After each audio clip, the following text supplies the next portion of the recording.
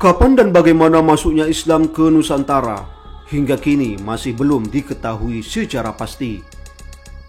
Ini terlihat dengan adanya beragam teori yang menjelaskan proses masuknya Islam ke Nusantara. Salah satu teori yang paling dikenal adalah teori Gujarat.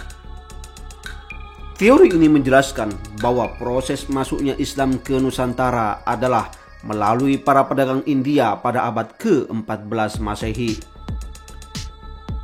Namun, teori yang dibawa oleh orientalis Belanda bernama Snoeckhoortjen ini dinilai tidak sepenuhnya tepat. Pasalnya, sejumlah sejarawan dan arkeolog membuktikan bahwa Islam sudah masuk ke Nusantara sejak Rasulullah SAW masih hidup atau dimulai sekitar abad ke-5 Masehi. Untuk mengetahui sejarah lengkapnya, berikut kami rangkum teori masuknya Islam ke Nusantara menurut pandangan sejumlah sejarawan yang dikutip dari berbagai sumber.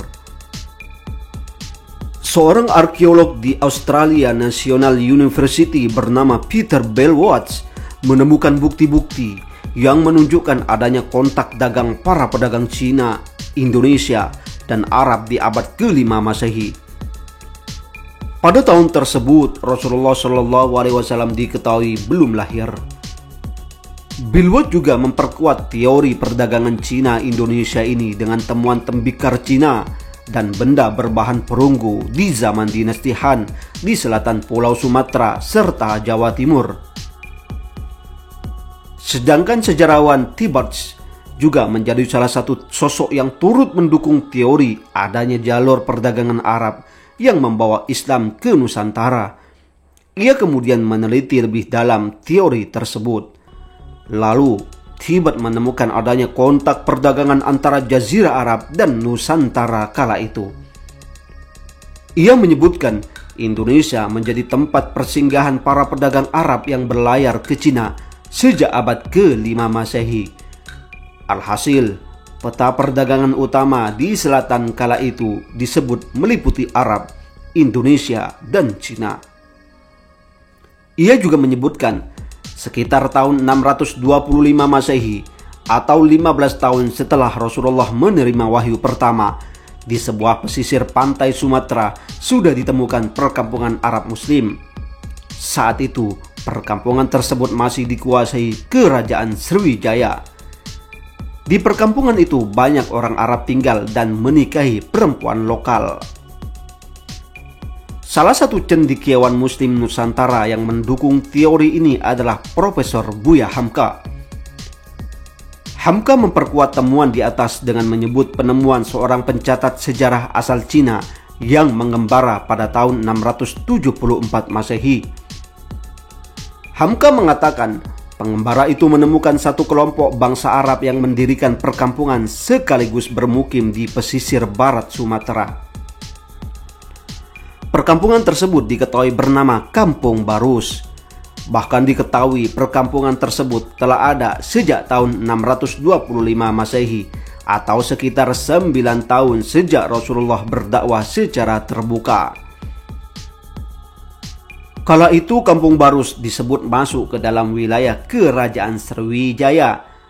Namun setelah kemunduran Sriwijaya dan digantikan Kerajaan Aceh Darussalam, Barus pun masuk ke wilayah Aceh. Menurut Hamka, penemuan tersebut mengubah pandangan masyarakat mengenai sejarah masuknya Islam ke Nusantara. Penemuan ini juga sudah dipastikan pula kebenarannya oleh para sejarawan dunia Islam di Princeton University di Amerika Serikat. Seorang sejarawan bernama Arnott dalam karyanya The Praising of Islam juga menguatkan teori Islam masuk ke Nusantara melalui Jazirah Arab pada abad ke-7 Masehi. Teori ini diperkuat dengan adanya penemuan sebuah batu nisan kepunyaan seorang muslimah pada masa ke-11 Masehi di Leran, Gresik, Jawa Timur. Batu nisan tersebut diketahui milik Fatimah binti Maimun yang bertanggal tahun 1082 Masehi. Dalam literatur kuno asal Tiongkok diketahui bangsa Arab disebut sebagai bangsa Tasih, sedangkan Amirul Mukminin disebut sebagai Tanmimoni. Disebutkan bahwa duta Tanmimoni, utusan khalifah, telah hadir di Nusantara pada tahun 651 Masehi atau 31 Hijriah dan menceritakan bahwa mereka telah mendirikan daulah Islamiyah yang telah 3 kali berganti kepemimpinan. Dengan demikian, duta muslim itu diketahui datang ke Nusantara di perkampungan Islam di pesisir pantai Sumatera pada saat kepemimpinan Khalifah Utsman bin Affan, dan itu hanya berselang 20 tahun setelah Rasulullah wafat.